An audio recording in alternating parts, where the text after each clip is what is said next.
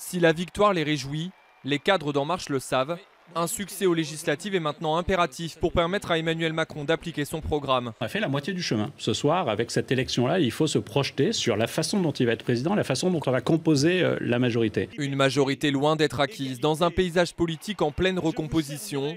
Fort de ces 10 millions de voix obtenues hier, un record, le Front National veut faire entrer de nombreux députés à l'Assemblée. Cette élection présidentielle nous a permis justement de nous montrer en capacité de parler à d'autres, plus de plafond de verre, pas de front républicain. Beaucoup des choses qui avaient été installées dans les esprits, finalement, ont été percutées par la réalité. Détermination totale aussi du côté des partis absents de ce second tour, et notamment les Républicains qui visent une cohabitation. La mère des batailles va commencer, c'est l'élection législative. Nous considérons que nous avons la capacité sur ce projet à rassembler une majorité de Français et que demain il peut y avoir une majorité de la droite et du centre à l'Assemblée nationale. Déserté par plusieurs personnalités ralliées à En Marche, le PS veut croire au rebond.